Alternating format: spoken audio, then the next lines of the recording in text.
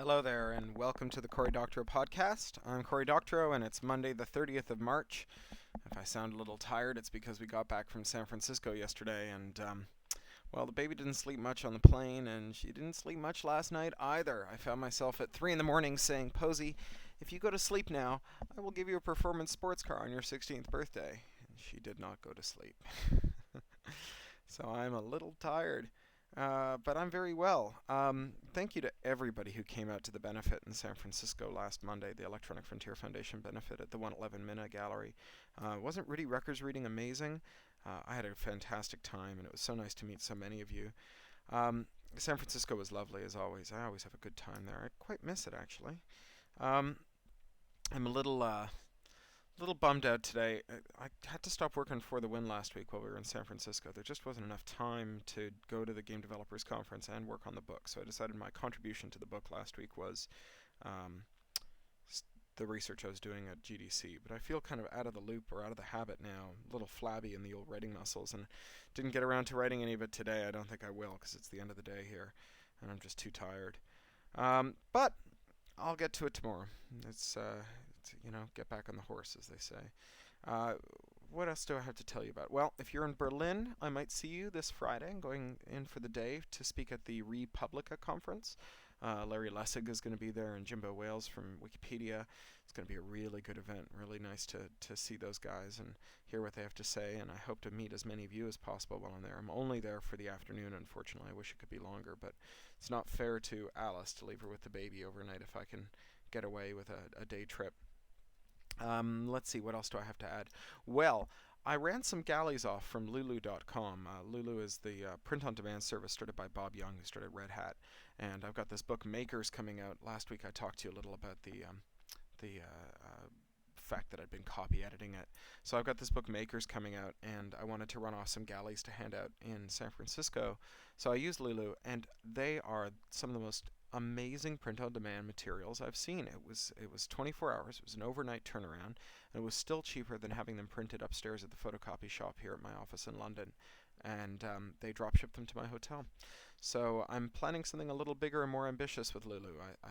Depending on how things go, I think I want to do a short story collection with them. I have to negotiate some things with them and see where we can net out. But short story collections don't make a lot of money as it is, so it's a pretty low risk thing to experiment with. And I thought I'd finally try some self-publishing and see where that takes me. The only other news I have is completely for my own benefit. Feel free to stick your fingers in your ear to hum here. But my accountants put me on double entry bookkeeping this year. I've never done that before. Actually tracked money in and money out and compared it to the bank balance and made sure that I was accounting for everything. I actually did that starting on January the 1st, and it's the end of the first quarter, so I balanced my books. And I balanced my books! I know that this sounds completely meaningless, but it took me like 3 hours this morning, but I actually closed the quarter out with being able to account for all the money I made this quarter and all the money I spent this quarter. It feels really good. It's like being the master of your destiny. I heartily recommend it to anyone who's ever worried about their finances. Do double entry bookkeeping. It's awesome. All right then.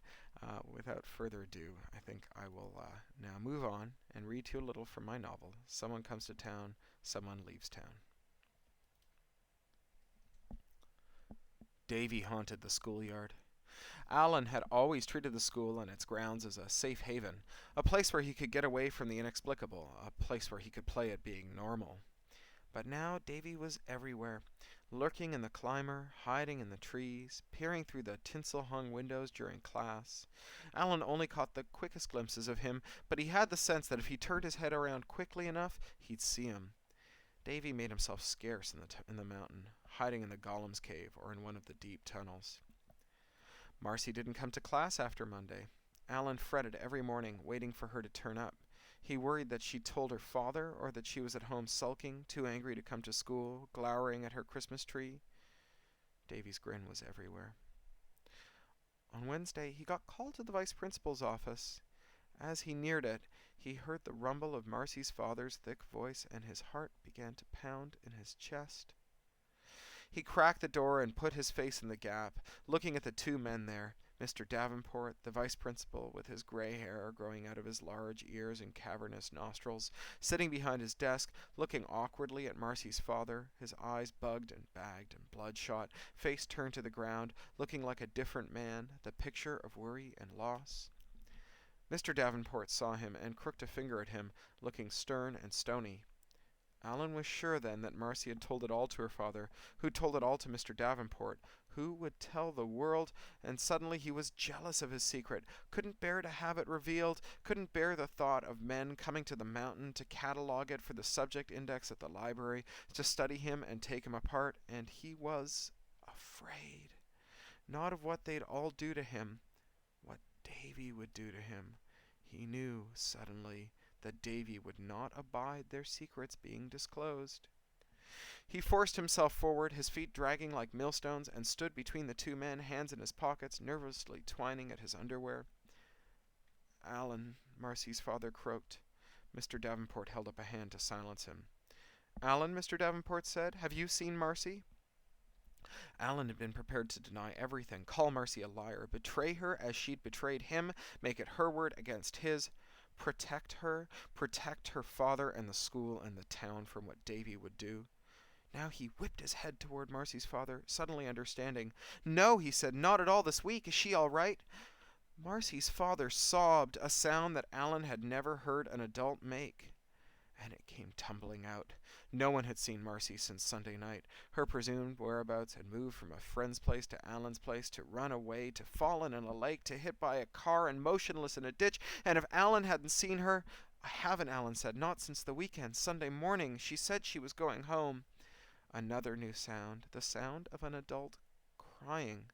Marcy's father, and his sobs made his chest shake, and Mr. Davenport awkwardly came from behind his desk and set a box of Kleenexes on the hard bench beside him. Alan caught Mr. Davenport's eyes, and the vice principal made a shoe and pointed at the door. Alan didn't bother going back to class. He went straight to the Golem's cave, straight to where he knew Davy would be, must be hiding, and found him there, playing with the bones that lined the walls. "Where is she?" Alan said, after he'd taken hold of Davy's hair and, without fanfare, smashed his face into the cold stone hard enough to break his nose. Alan twisted his wrists behind his back, and when he tried to get up, Alan kicked the legs out from under him, wrenching his arms in their sockets, and he heard a popping sound. "Where is she?" Alan said again, amazing himself with his own calmness. Davy was crying now, genuinely scared it seemed, and Alan was reveling in the feeling. "I'll kill you," he whispered in Davy's ear, almost lovingly.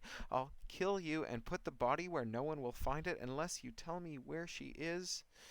Davy spattered a milk tooth, his top right incisor, and cried around the blood that coursed down his face. I'm sorry, Alan," he said, "but it was the secret." His sobs were louder and harsher than Marcy's father's had been. "Where is she?" Alan said, knowing. "With Caleb," said Davy. "I buried her in Caleb." He found his brother the island, midway down the mountain, sliding under cover of winter for the seaway. He climbed the island slope, making for the ring of footprints in the snow, and the snow peppered brown with soil and green and grass, and he dug with his hands like a dog, tossing snow, grass through his legs, digging to loose soil, digging to a cold hand. A cold hand protruding from the snow now, from the soil, some of the snow red-brown with blood, a skinny, freckled hand, a fingernail missing, torn off, leaving behind an impression, an inverse fingernail, a hand, an arm, not attached to anything. He set it to one side, dug, found another hand, another arm, a leg, a head.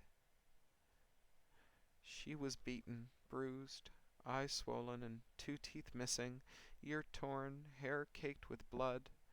Her beautiful head fell from his shaking, cold hands. He didn't want to dig any more, but he had to because it was the secret and it had to be kept, and he buried her in Caleb, piled dirt on grass, snow on her parts, and his eyes were dry, and he did not sob. It was a long autumn and a long winter and a long spring that year, unwiring the market. Alan fell into the familiar rhythm of the work of a new venture, rising early, dossing late, always doing 2 or 3 things at once, setting up meetings, sweet-talking merchants, debugging his process on the fly. His first victory came from the Greek, who was no pushover. The man was over 70 and had been pouring lethal coffee and cheap beer down the throats of Kensington's hipsters for decades and had steadfastly refused every single crackpot scheme hatched by his customers. "Larry," Andy said, "I have a proposal for you, and you are going to hate it." "I hate it already," the Greek said. His dapper little mustache twitched. It was not even 7 a.m. yet, and the Greek was tinkering with the guts of his espresso delivery system, making it emit loud hisses and tossing out evil congealed masses of sin-black coffee grounds. "What if I told you it wouldn't cost you anything?" "Maybe I'd hate it a little less." "Here's the pitch," Alan said, taking a sip of the thick, steaming coffee the Greek handed him in a minuscule cup. He shivered as the stuff coated his tongue. "Wow." The Greek gave him half a smile, which was his version of roaring hilarity. "Here's the pitch," he said again. "Me and that punk kid, Kurt, we're working on a community internet project for the market." "Computers," the Greek said. "Yup," Alan said. "Pah," the Greek said. Anders nodded. "I knew you were going to say that. But don't think of this as a computer thing, okay? Think of this as a free speech thing. We're putting in a system to allow people all over the market, and someday maybe the whole city, to communicate for free, in private, without permission from anyone. They can send messages, they can get information about the world, they can have conversations. It's like a library and a telephone at a cafe all at once." Larry poured himself a coffee. "I hate it when they come in here with computers. They sit forever at their tables, and they don't talk to nobody. It's like having a place full of statues or zombies." "Well, sure," Alan said. "If you're all alone with a computer, you're just going to fall down the rabbit hole. You're in your own world and cut off from the rest of the world. But once you put these computers on the network, they become a way to talk to anyone else in the world. For free! You help us with this network. All we want from you is permission to stick up a box over your sign there and patch it into your power. You won't even know it's there, and these customers won't be antisocial. They'll be socializing over the network." "You think that's what they'll do if I help them with the network?" He started to say, "Absolutely," but bit it back because Larry's bullshit antennae were visibly twitching. "No, but some of them will. And you'll see them in here talking, typing, talking, typing, typing, talking. That's how it goes. The point is that we don't know how people are going to use this network yet, but we know it's a social benefit." "You want to use my electricity?" "Well, yeah. So it's not free." "Not entirely," Alan said. "You got me there." "Aha," the Greek said. "Look, if that's a deal breaker, I will personally come in every day and give you $1 for the juice. Come on, Larry. The box we want to put in is just a repeater to extend the range of the network. The network already reaches to here, but your box will help it go farther. You'll be the first merchant in the market to have one.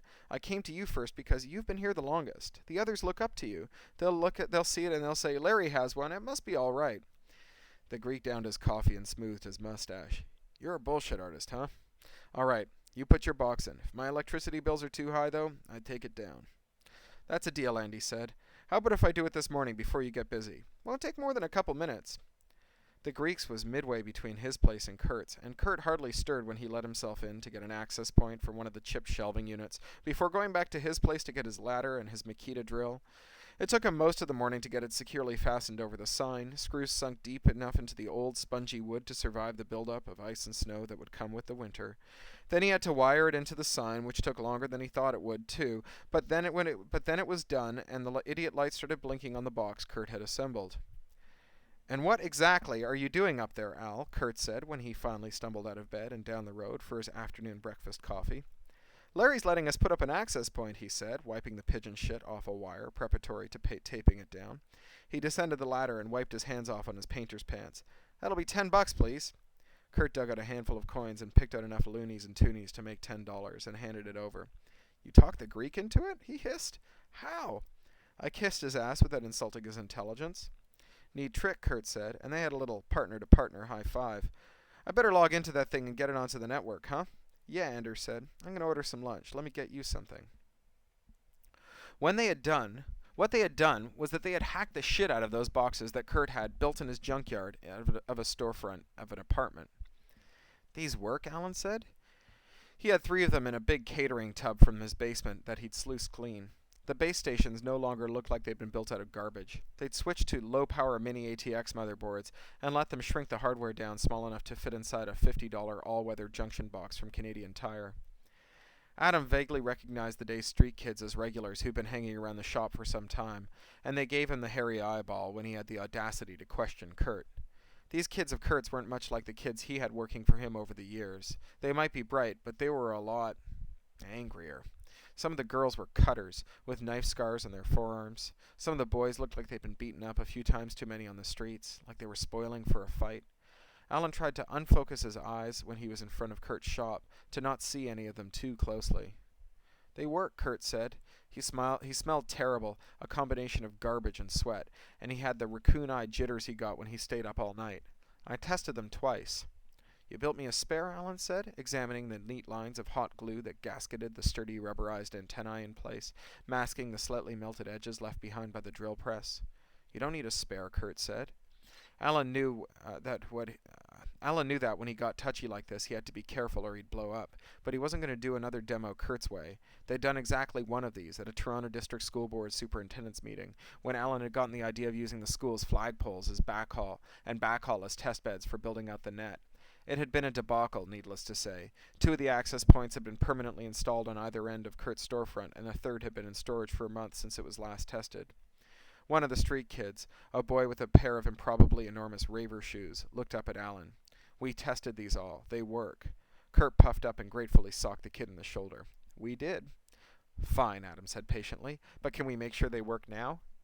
They'll work, Kurt had said when Alan told him that he wanted to test the access points before he took them out to the meeting. It's practically solid state. They're running off the standard distribution. There's almost no configuration. Which may or may not have been true. It certainly sounded plausible to Alan's lay ear. But it didn't change the fact that once they powered up the third box, the other 2 seized up and died. The blinking network lights fell still, and as Kurt hauled out an old VT100 terminal and plugged it into the serial ports on the backs of his big, ugly, bestickered and sig-burned PC cases, it became apparent that they had ceased to honor all requests for routing, association, deassociation, DHCP leases, and the myriad of other networking services provided for by the software. It's practically solid state, Kurt said, nearly shouted after he'd powered down the third box and found that the other 2, previously routing and humming along happily, refused to come back into their known good state. He gave Alan a dirty look, as though his insistence on pre-flighting were the root of their problem. The street kid who'd spoken up had jumped when Kurt raised his voice, then cringed away. Now, as Kurt began to tear around the shop, looking through boxes of CDs and dropping things on the floor, the kid all but cowered, and the other 3 all looked down at the table. I'll just reinstall, Kurt said. That's the beauty of these things. It's a standard distro. I'll just copy it over and biff bam, it'll come right back up. No problem. Take me 10 minutes. We got plenty of time. Then, 5 minutes later, shit, I forgot this one had a different MOBO than the others. MOBO? Alan said, amused. He'd spotted the signs of something very finicky gone very wrong, and he'd given up any hope of actually doing the demo. So he'd settled in to watch the process without rancor, and to learn as much as he could. Motherboard, Kurt said, reaching for a spool of blank CDs. Just gotta patch the distribution, recompile, burn it to a CD and reboot, and then we're on the road. 10 minutes later. Shit. Yes, Alan said. Back off, okay? I'm gonna call them and let them know we're going to be late. We're not gonna be late, Kurt said, his fingers going into claws on the keyboard. We're already late, Alan said. Shit, Kurt said. Let's do this, Alan said. Let's bring down the 2 that you've got working and show them those and explain the rest. They'd had a fight, and Kurt had insisted, and Alan had suspected that he would, that he was only a minute or 2 away from bringing everything back online. Alan kept his cool, made mental notes of the things that went wrong, and put together a plan for avoiding all these problems the next time around. Is there a spare? Alan said. Kurt sneered and jerked a thumb at his workbench, where another junction box sat, bunny ear antennae poking out of it. Alan moved it into his tub. Great, he said. Tested, right? All permutations tested and ready to go. You know, you're not the boss around here. I know it, he said. Partners. He clapped Kurt on the shoulder, ignoring the damp, gray, grimy feeling of the clammy t-shirt under his palm. The shoulder under his palm sagged. Right, Kurt said. Sorry. Don't be, Alan said. You've been hard at it. I'll get loaded while you wash up. Kurt sniffed at his armpit. Whew, he said. Yeah, okay. When Kurt emerged from the front door of his storefront 10 minutes later, he looked like he'd at least made an effort. His mohawk and its fins were slicked back and tucked under a baseball hat. His black jeans were unripped, and he had only one conservative chain joining the wallet in his back pocket to his belt loop. Throw in a clean t-shirt advertising an old technology conference instead of the customary old hardcore band, and you had an approximation of the kind of geek that everyone knew was in possession of secret knowledge, and hence must be treated with attention, if not respect. I feel like such a Dilbert, he said. You look totally disrespectable, Alan said, hefting the tub of their access points into the bed of his truck and pulling the bungees tight around it. Punk as fuck. Kurt grinned and ducked his head. Stop it, he said. Flatterer. Get in the truck, Alan said. Kurt drummed his fingers nervously on his palms the whole way to the Bell offices. Alan grabbed his hand and stilled it. Stop worrying, he said. This is going to go great. I still don't understand why we're doing this, Kurt said. They're the phone company. They hate us. We hate them. Can't we just leave it that way? Don't worry. We'll all still hate each other when we get done. So why bother? He sounded petulant and groggy, and Alan reached under his seat for the thermos he had filled at the Greek's place before heading to Kurt's. Coffee, he said, and handed it to Kurt, who groaned and swigged and stopped bitching. Why bother is this, Alan said. We're going to get a lot of publicity for doing this. Kurt snorted into the thermos. It's going to be a big deal. You know how big a deal this can be. We're going to communicate that to the press, who will communicate that to the public, and then there will be a shitstorm. Radio cops, telco people, whatever. They're going to try to discredit us. I want to know what they're liable to say. Christ, you're dragging me out for that? I can tell you what they'll say. They'll drag out the 4 horsemen of the infocalypse. Kiddie porn, terrorists, pirates, and the mafia. They'll tell us that any tool for communicating that they can't tap, log, and switch off is irresponsible. They'll tell us that we're stealing from ISPs. That's what they say. Everyone tries this. Philly, New York, London, all around the world, same song. Alan nodded. That's good background. Thanks. I still want to know how they say it, what the flaws in the expression of their arguments are. And I want us to run a demo for some people who I could never hope to sway. That's a good audience for exposing the flaws in the show. This'll be a good prep session. So I pulled an all-nighter and busted my nuts to produce a demo for a bunch of people who don't care about it? Thanks a lot. Alan started to say something bitchy back, but then he stopped himself. He knew where that would end up, a screaming match that would leave both of them emotionally overwrought at a time when they needed cool heads. But he couldn't think of what to tell Kurt in order to placate him. All his life he'd been in situations like this, confronted by people who had some beef, some grievance, and he had no answer for it. Usually he could puzzle out the skeleton of their cause, but sometimes, times like this, he was stumped. He picked at the phrase, I pulled an all-nighter. Kurt pulled an all-nighter because he'd left this to the last minute, not because Alan had surprised him with it. He knew that, of course, was waiting then for Alan to bust him on it, to tell him, this is your fault, not mine, to tell him, if this demo fails, it's because you fucked off and left it to the last minute. So he was angry, but not at Alan, he was angry at himself. A bunch of people we don't care about. What was that about? Ah, Kurt knew that they didn't take him seriously in the real world. He was too dirty, too punk as fuck. Too much of his identity was wrapped up in being alienated and alienating. But he couldn't make his dream come true without Alan's help either. So Alan was the friendly face on their enterprise, and he resented that. Feared that in order to keep up his appearance of punk as fuckitude, he'd have to go into that meeting cursing and sneering, and that Alan would bust him on that too. Alan frowned at the steering wheel. He was getting better at understanding people, but that didn't make him necessarily better at being a person. What should he say here? That was a really heroic effort, Kurt, he said, biting his lip. I could tell you put a lot of work into it. He couldn't believe that praise this naked could possibly placate some of Kurt's heroic cynicism. But Kurt's features softened, and he turned his face away, rolled down the window, lit a cigarette. Thought I'd never get it done, Kurt said. I was so sleepy I felt like I was half-baked. Couldn't concentrate. You were up all night because you left it to the last minute, Alan thought. But Kurt knew that, and was waiting to be reassured about it. I don't know how you get as much done as you do. Must be really hard. It's not so bad, Kurt said, dragging on his cigarette and not quite disguising his grin. It gets easier every time. Yeah, we're going to get this down to a science someday, Alan said. Something we can teach anyone to do. That would be so cool, Kurt said, and put his boots up on the dash. God, you could pick all the parts you needed out of the trash, throw in a little methodology at them, and out would pop this thing that destroyed the phone company. This is going to be a fun meeting, Alan said. Shit, yeah, they're going to be terrified of us. Someday. But it starts today. All right then, talk to you next week.